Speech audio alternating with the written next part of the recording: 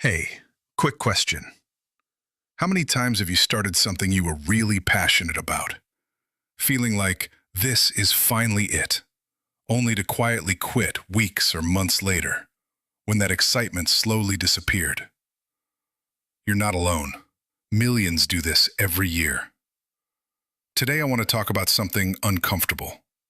That popular advice we've all heard, follow your passion, might actually be one of the biggest reasons so many ambitious people stay stuck and inconsistent. I believed in this advice for a long time. I chased passion projects with full energy. I thought if I just found the right thing, the work would feel easy and the results would come naturally. Instead, I wasted years. I lost momentum. I kept starting over, again and again, until I finally saw the truth behind the myth. Here are the three big lies most of us have been falling for. Lie number one: passion is the best compass for what you should do with your life. It sounds so inspiring. Do what you love and you'll never work a day in your life. But passion is emotional, and emotions are temporary. They change fast. The moment you turn your passion into real work, dealing with rejection, criticism, boring details, slow progress, that beautiful feeling starts to fade. I've lived this cycle too many times. I'd start something new with huge excitement, feeling unstoppable. Then, as soon as it got hard or repetitive, the motivation would drop. And every single time I told myself the same story. Maybe this just isn't my real passion after all. So I'd quit and chase the next exciting idea. Here's the truth most people never realize.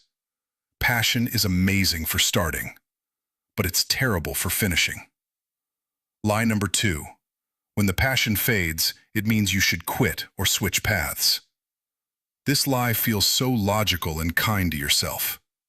You think, if I don't feel the passion anymore, this clearly isn't meant for me.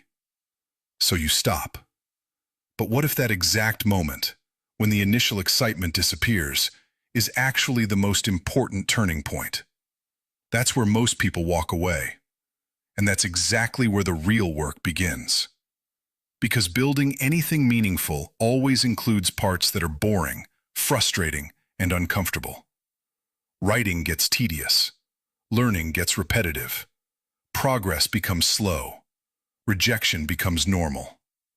The hard truth is this: I lost passion is often just a nicer way of saying, I don't want to deal with the discomfort anymore.